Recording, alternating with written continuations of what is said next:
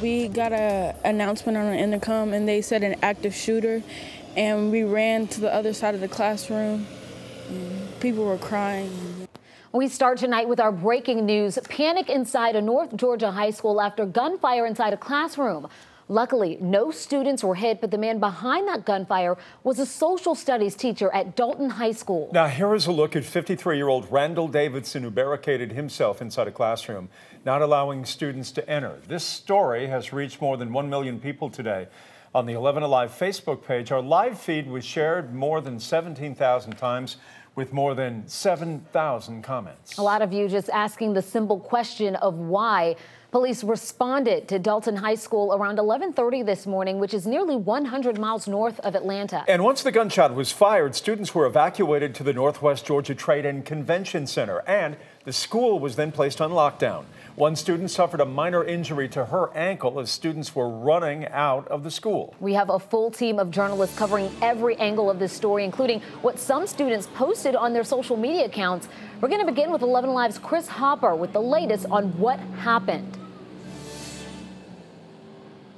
Jennifer, there's still a few police officers here outside Dalton High School, but this school has been secured for several hours now. What I really want to show you is right over here, right there behind that plywood is Randall Davidson's social studies classroom. The plywood is up because police say when he fired that shot, it went through the window, shattering it. And we were here just a short time ago when they knocked all of that out. This was a terrifying morning for students and staff.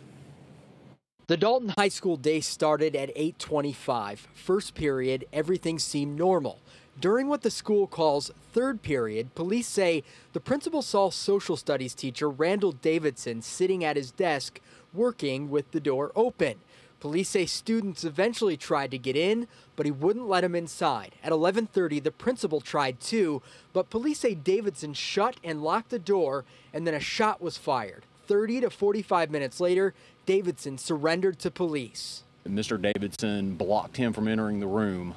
When the principal put a key in the door to try to unlock the classroom, Mr. Davidson apparently fired a shot from a handgun through an exterior window of the classroom. After the shot and before Davidson gave up, students were evacuated. No one was hit by that shot. A student did hurt an ankle as they were leaving the school. Dalton High was locked down and secured. Students were bused to the nearby trade center to meet up with their parents. More or less everybody with a badge that was in the area came running when this call went out. Dalton police aren't saying what set Davidson off. They're also not sure when he brought the gun on campus, but they do not believe he intended to hurt students or staff. It certainly seemed like he didn't have any intention to harm anybody else, though. He made some great efforts, it would seem, to make sure that nobody else got into that classroom.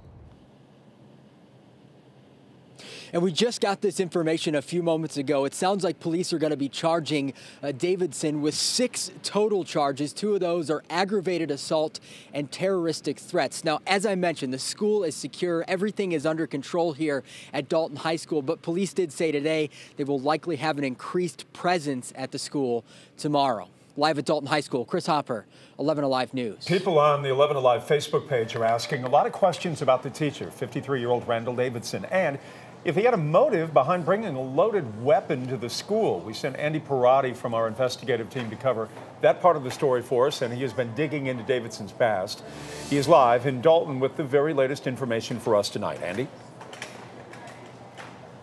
Jeff, we were at the convention center a few miles away from where the high school is located, and everyone that we spoke with, teachers, students, family, they all are surprised that this teacher, out of everyone, is accused of doing what he did earlier today. And who is he? He's 53-year-old Randall Davidson. He's a teacher at Dalton since 2004. According to the state, he has a clean ethics history, meaning he has no history of disciplinary action on his teacher certification. He's been certified in 6 different areas, including his current role as a social studies teacher. He's a former Dalton High School sports announcer and has a history in radio. He filed for a second bankruptcy in 2015, and according to court records, he owns 6 rifles and a shotgun. We spoke to multiple students who knew the teacher. One of them includes 17-year-old Timothy Barnes, a 10th grader who had his class earlier this morning before the shooting. The student says Mr. Davidson seemed normal and was cracking jokes. He said he and others told me he was the type of teacher you hope to get each semester. I mean, I have teachers why I hate going to their classes, but I love going to his class. His classes are nice, I learn. He's an all right teacher. He's a great teacher. I mean, I was talking to kids inside that I never expected him to do something and I told them if there was a gun shooting like it was, that I would see him stepping up in front of a bullet and taking a bullet from one of us. So this really surprises you? Yes. We heard a similar sentiment from the principal saying that he was also shocked to hear that it was this particular teacher. Hear more from him at 6 o'clock. Live in Dalton, Andy Pride, 11 Alive News. I feel like the teacher, he could have stayed at home today. He didn't have to come to school and do that with everything going on. Every parent prayed for a safe outcome today after hearing about what happened. They rushed to the Northwest Trade and Convention Center to make sure their children were okay. And that's where 11 Alive's Naima Abdullahi is right now, where parents are reuniting with their students. That's right, and hundreds of parents are still waiting to reunite with their students. Let's give you a view of what we're seeing. Parents are going inside the auditorium, reuniting with their kids, then checking in at the table so school officials can make sure every student is accounted for. And there's a long line that wraps around the corner. Now, we've been here for hours talking to parents who got one of the worst phone calls of their lives. They panicked, drove over here as quickly as they could, and they were relieved to find out all the students were safe. Now, students also described just how scary it was. They were really terrified when they heard on the intercom that there was an active shooter on campus. They didn't know exactly who it was when it was announced, just that they had to hide and follow the lockdown procedure. I am a nervous wreck. I just went to work this morning. My daughter texted me and said it was an active shooter.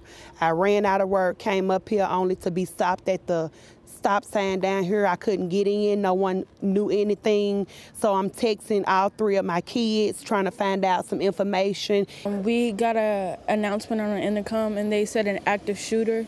And we ran to the other side of the classroom. People were crying.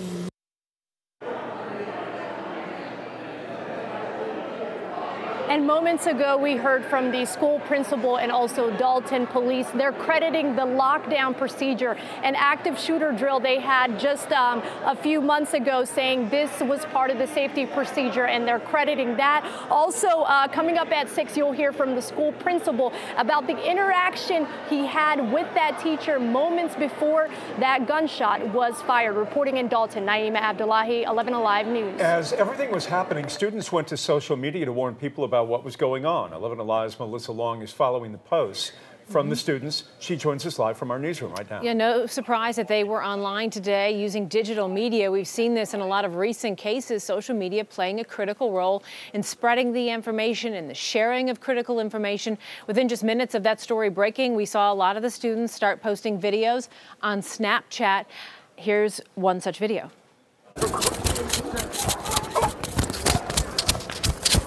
What are you hearing there? You're hearing the students frantically running in this snap as they are evacuating their school. The student who posted this was alerting others there's a threat, they are fine, and that the person with the gun is still in the building. Throughout the afternoon, so many of you have been turning to 11 Alive's Facebook page and website trying to track the very latest information with our story, reaching more than 1 million people just online. We've seen a lot of questions like this one from Victoria on Facebook. So why did he do it? Why? To prove a point is her question. We have crews working on the story right now, again, trying to gather all the necessary answers for you. And as we get updated information throughout the evening, you'll find it all online at 11alive.com and the 11 Alive app. Melissa, thank you. We'll check in with you a little bit later. Our coverage continues in the next half hour. At 5:30, we are digging deeper into a survey that ranked Dalton schools as one of the safest in the state of Georgia. This story is very fluid, constantly changing. We will continue to update 11alive.com with any new information that we are able to get. We also can get you to sign up for breaking news alerts on the 11 Alive News app, and you will know exactly what is going on in real time. Well, we now turn to the national story that put our local schools on such high alert. 2 weeks to the day since the massacre at Marjorie Stoneman Douglas High School in Parkland, Florida, students returned to class. Escorted by a heavy police presence, students returned for the first time since 17 of their classmates and teachers were killed. Things will be different for these kids moving forward. The place where they came to learn is now a constant reminder of their loss. Today, students say the support that they have in each other will help them in moving forward. There's no right time to go back to school, but like if we're all with our friends and we're all like united as a community, then like it feels better to be back in the community. It was good to be back with everyone. I'm glad that it like brought us together instead of like dragging us apart. The students were only in class for half a day today, a shortened schedule allowing them to focus on comfort, not the curriculum. Tonight, Dick's Sporting Goods is sparking a debate online after it was announced it was changing store policies in the aftermath of the South Florida school shooting. Police say the teen gunman bought a rifle from the Dick's Sporting Goods store in November, but it was not used in the shooting. This evening, there is a pretty even division among people who support Dick's decision to make changes and others saying they will not shop there anymore. Joe Hankey is taking a closer look at the controversy, which is a major part of social media today all around America. Well, Jeff, so far this move is not hurting Dick's Sporting Goods' bottom line. Its stock shot up immediately this morning after this announcement, and after a bit of a roller coaster day on the New York Stock Exchange, Dick's stock closed up more than 0.5%. But we wanted to go beyond the headline you've probably seen to explain exactly what the company is changing and how it impacts stores here in Georgia and across the country. There are 715 Dick's Sporting Goods stores nationwide and 35 Field & Streams, an extension of the Dick's brand focused on hunting and fishing. In Georgia, there are 22 Dick's and a single Field & Stream located in Kennesaw. After the Sandy Hook shooting in 2012, Dick's stores stopped selling assault-style rifles, and they never returned to those specific stores. Today's announcement pulls assault-style rifles from the company's 35 Field & Stream locations, which opened in 2013 with the firearms on store shelves. Other changes coming to the entire Dick's brand. Firearms will no longer be sold to anyone under 21 years old. The company will no longer sell high-capacity magazines. And in a statement, Dick's CEO Edward Stack said the company never sold bump stocks, which allow semi-automatic weapons to fire more rapidly. Today, he promised the company will never sell bump stocks. Stack spoke with NBC's Kate Snow in an interview for Nightly News.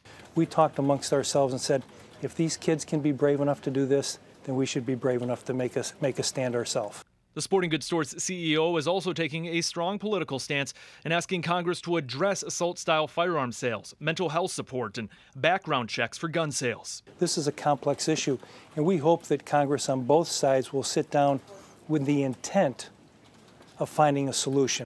So how will this shake out for Dick's bottom line? Emory University economics professor Ramna Chalapa believes this is a move the company calculated specifically for assault-style firearm sales. There is some use for it. There's a population that demands it, but the usage of it or the sale of it also creates other negative externalities to the public at large. And I think at some point in time when that negative externality overtakes the usage or the need is basically when the market starts to react. And Dick's CEO Edward Stack also told NBC today confidently ending the sale of assault-style weapons won't have a meaningful impact on their business. NBC's Kate Snow will have more with Dick's CEO coming up here on Nightly News on 11Alive. Reporting in the newsroom, I'm Joe Hankey, 11Alive News. The 11Alive storm trackers tracking some areas of light rain in Atlanta, more persistent rain in North Georgia, and let me tell you, more is on the way. Stay with us. I'm going to pinpoint which parts of our state have the potential for flash flooding and if we're at risk for severe storms.